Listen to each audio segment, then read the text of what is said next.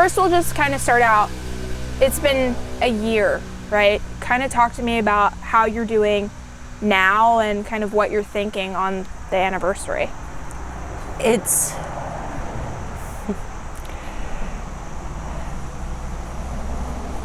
sorry, I gotta find my... You're fine. I've tried to think of what I would say. But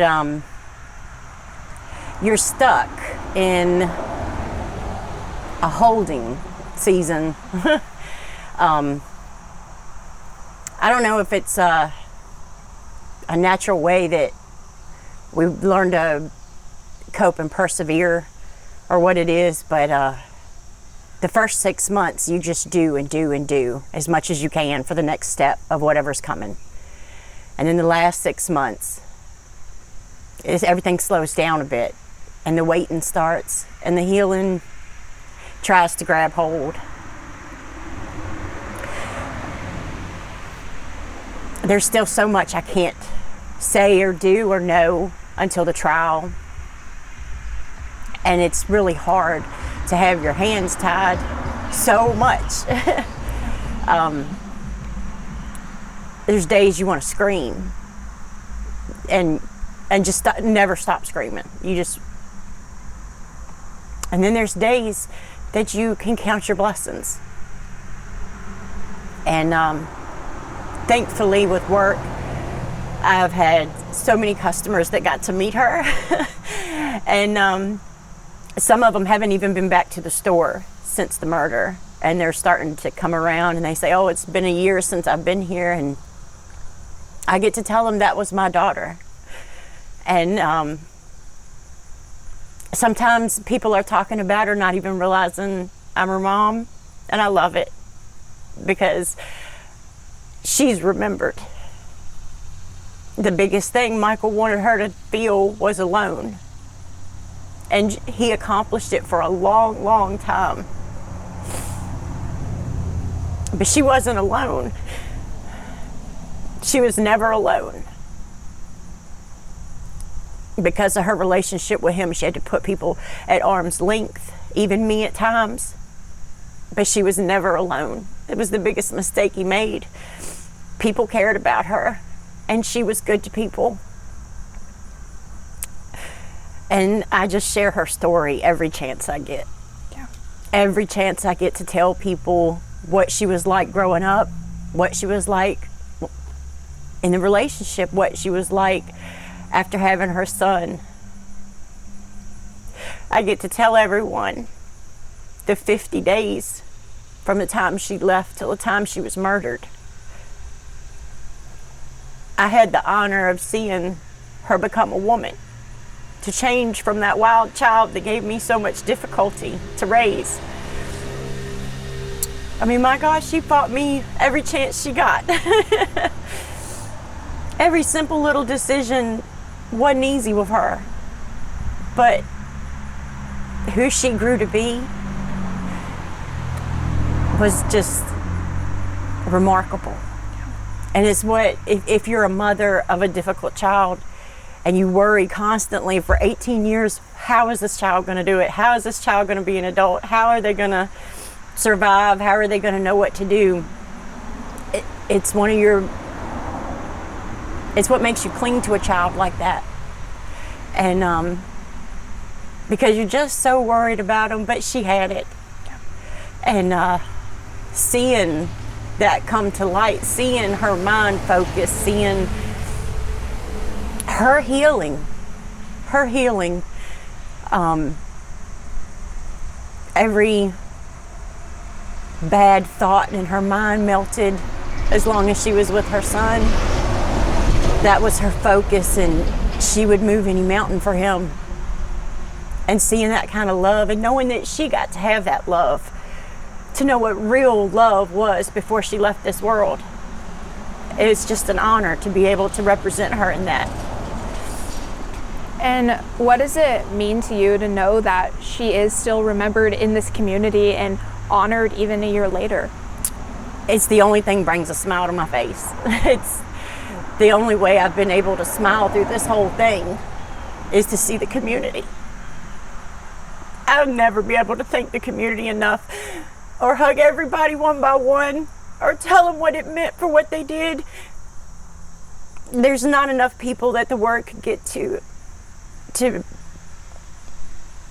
magnify the gratitude I have for the community and what they did for her.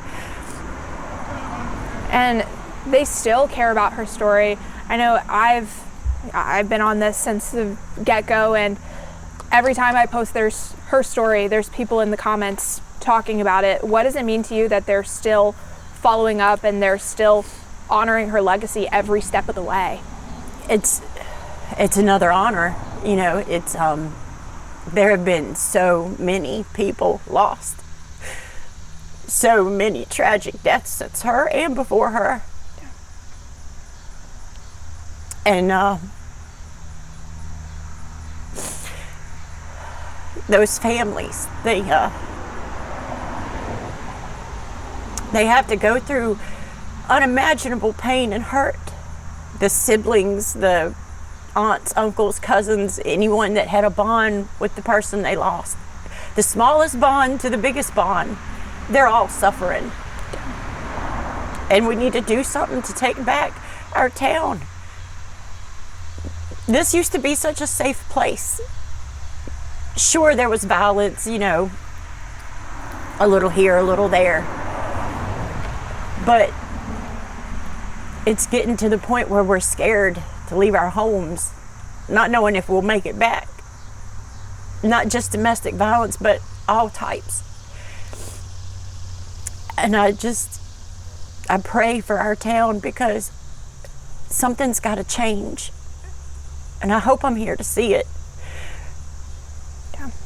And specifically on domestic violence, Avriel's isn't the only case we've seen in this area. What's your message to the other families who are going through this, and your message to the community, maybe they're in a domestic violence situation? Kind of what's your words to them? For the families, know that you're not alone. It's so cliche to say, but you're not. And there's a time where we will be able to get together. No one explains to you how your hands are tied in a domestic violence murder. There is so much that you are not allowed to say or know until the time is right. And when that time is right, I hope that we can come together and tell our stories for our loved ones, for their memories and their honors. Know that no matter the pain, there's light with it. There is something more we can do. We're still here. We may question why did it happen to them and not us? But we're here for them. So when the time is right, we get to raise up and we get to tell their story beginning to end. The good, the bad, the ugly, all of it, everything in between. It's very important to remember them, how they were and how they left. It's not just closure.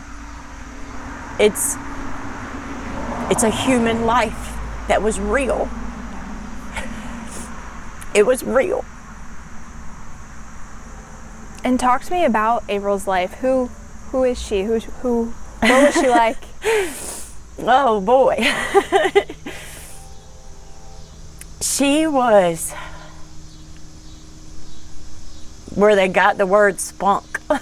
She was where they got the word wild. She was so amazing. She is amazing.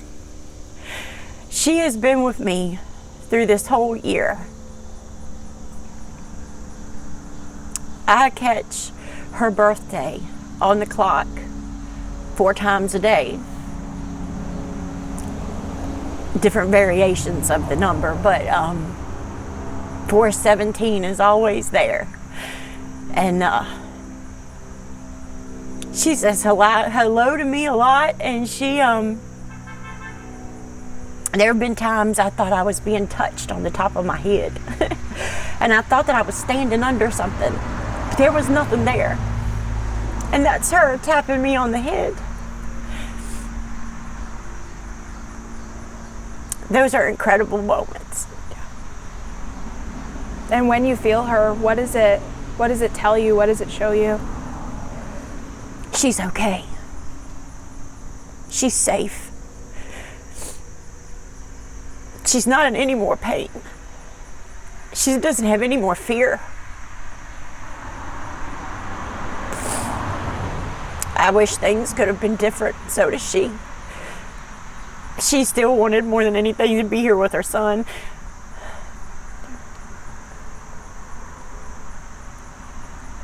And how is he? How's he doing? He is so incredible.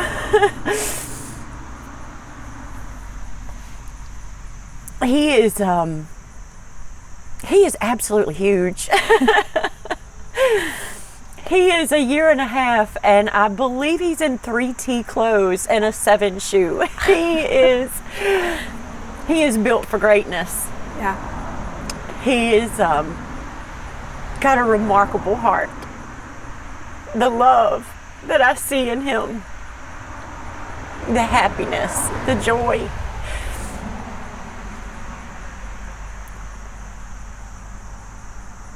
He is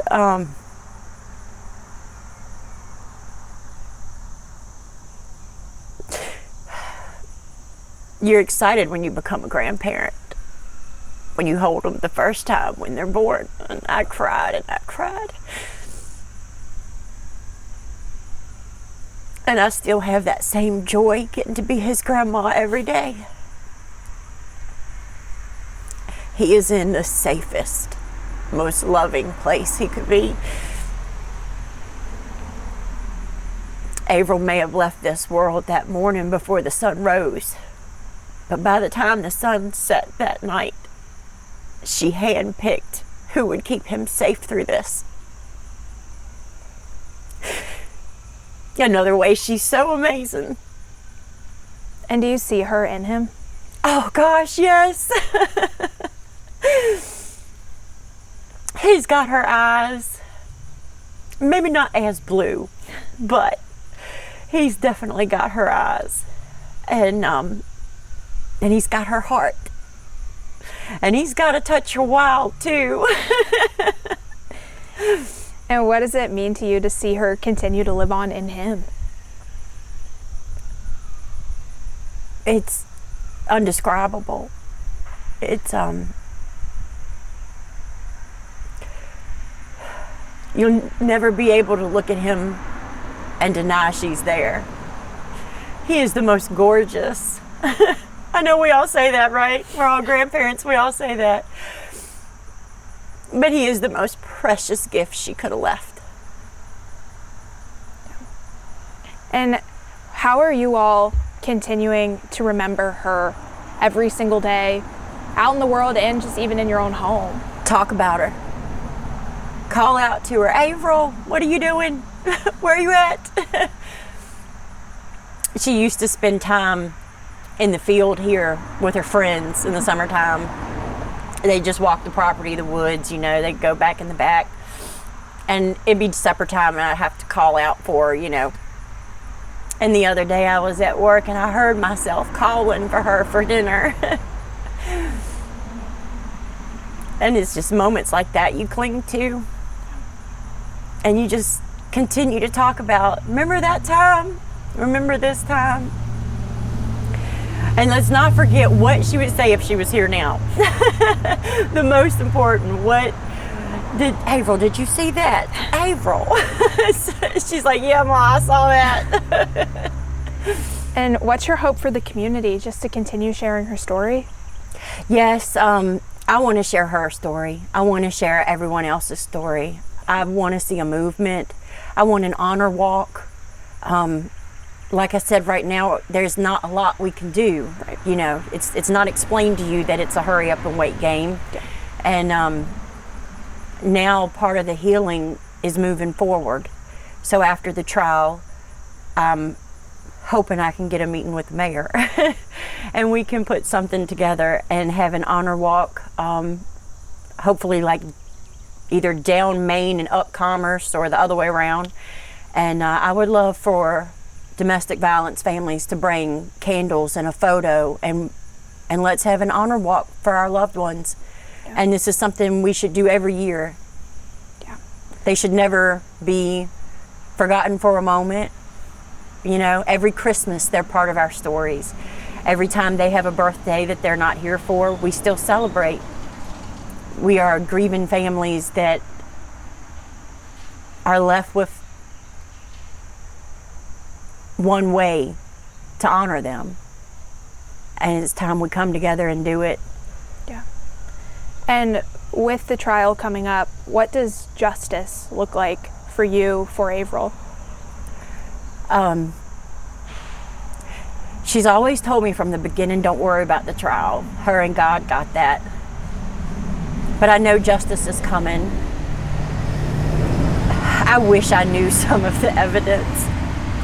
But I know that whatever that evidence is, it is strong enough that he won't walk free again. Yeah. Avriel doesn't get a chance to come back in 40 years and try again. And if he's this dangerous at 20, imagine in 40 years when he's institutionalized and Lynchburg doesn't even look the same that it did when he went in. It wouldn't be fair to him either, after all that, to put him back in the world. And most importantly, it's not fair to my grandson that he may have to go before a parole board in 40 years to beg for his safety from a man he never knew that took his mother that night, that ripped him from her arms. So justice for me is that she got life, he gets life. And my grandson never has to question him unless he wants to. Yeah.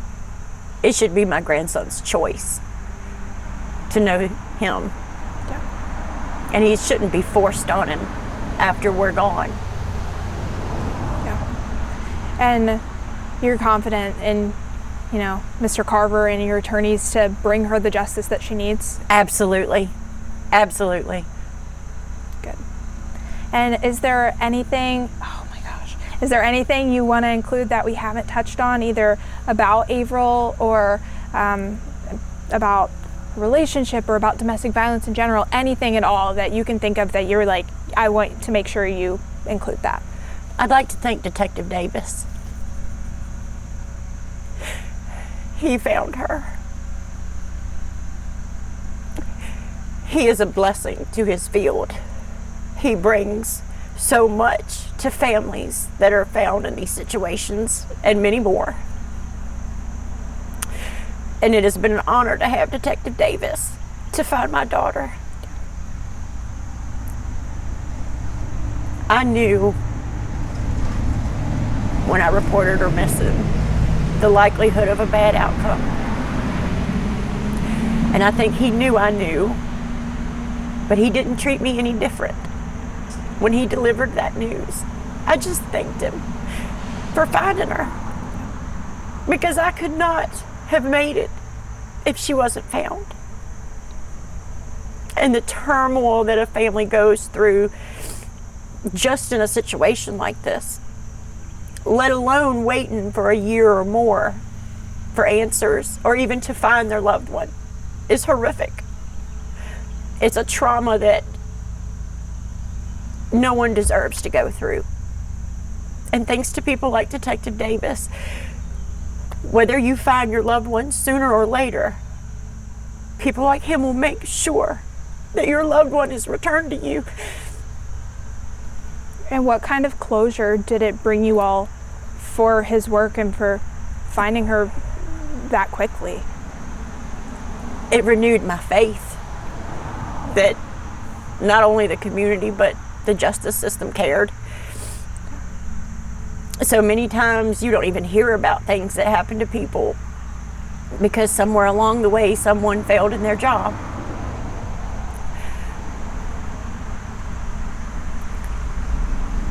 You know, Avriel wanted that extended protective order, and it just would have bought her time, a little distance, so she could have tried a little harder, done a little more. And even though she couldn't get that, she still had someone that could follow the trail. However small she could leave, he followed that trail and he found her.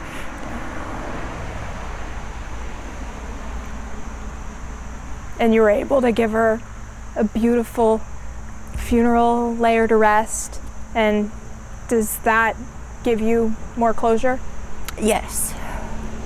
I've never cremated before. I've always had a proper casket and burial. Yeah. So it's different. So I